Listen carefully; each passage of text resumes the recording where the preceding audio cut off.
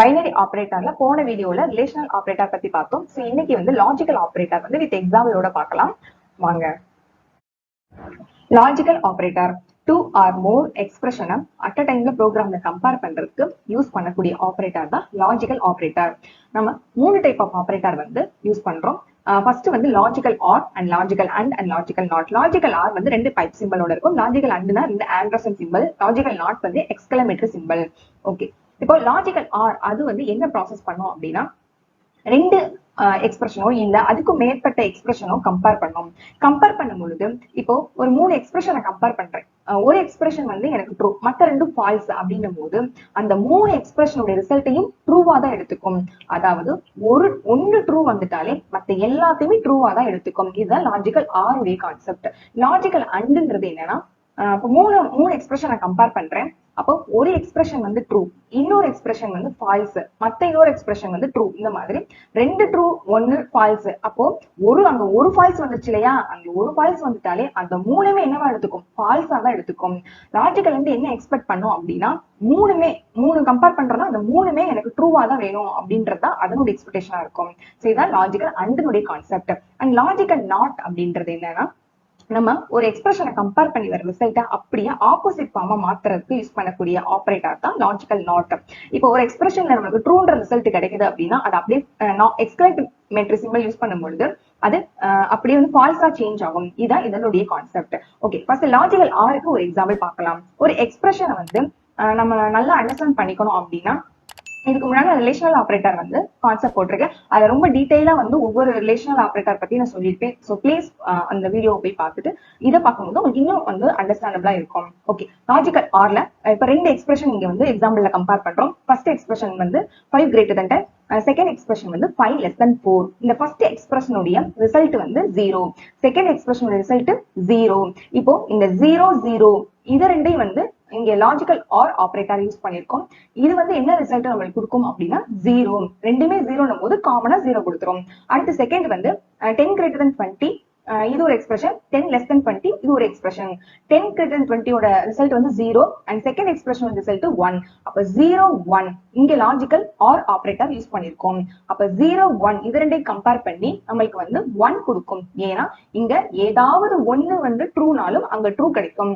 அப்ப ஏதாவது ஒண்ணு வந்துட்டாலே ரிசல்ட் நம்மளுக்கு 1 கொடுத்துரும்.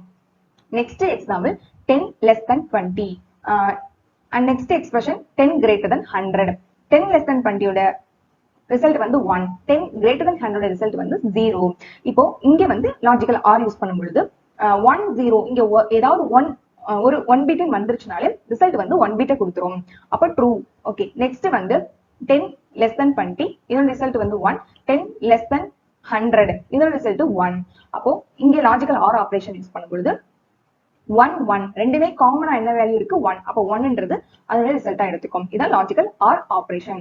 ஏதாவது ஒன் பிட்டோ இல்ல ட்ரூ அப்படின்ற கான்செப்டோ வந்துருச்சு அப்படின்னா அது நம்மளுக்கு 1 பிட் ஆர் ட்ரூவா வந்து எடுத்துக்கும்.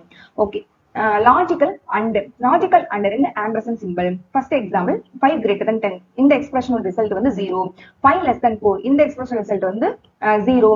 இங்க லாஜிக்கல் அண்ட் யூஸ் பண்ணும்பொழுது 0 0 ப்ராசஸ் ஆகி 0 கிடைக்கும். ஏன்னா ரெண்டுமே 0 போது காமனா 0 எடுத்துக்கும்.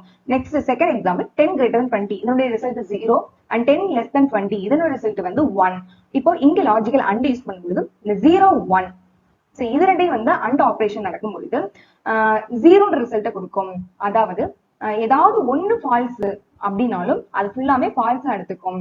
ஒரு 0 வந்துட்டாலும் அது 0வா எடுத்துக்கும்ன்றதுதான் இதனுடைய meaning. Okay, 10 less than 20 and operator use பண்ணி 10 greater than 100 இதனுடைய ரிசல்ட் வந்து 1 0. இங்க அண்ட் ஆபரேஷன் நடக்கும் பொழுது நம்மளுக்கு 0 கிடைக்கும். ஏன்னா இங்க ஒரு 0 வந்துருச்சு இல்லையா, அப்படி 0 ஃபால்ஸ்னு எடுத்துக்கும். நெக்ஸ்ட் வந்து 10 less than 20 and 10 less than 100 இங்க ரெண்டுமே 1 1 பிட் கிடைச்சிருக்கு.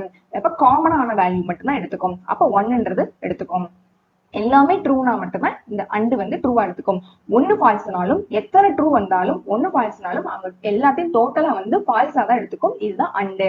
இன்னொன்னு அண்டு வந்து நம்ம புரிஞ்சுக்கணும் அப்படின்னா, மல்டிபிளிகேஷன் வந்து இங்க நடக்கிற கான்செப்ட் தான் இங்க அண்ட். அதாவது 0 into 0 0 and 0 into 1 equal to 0, 1 into 0 0.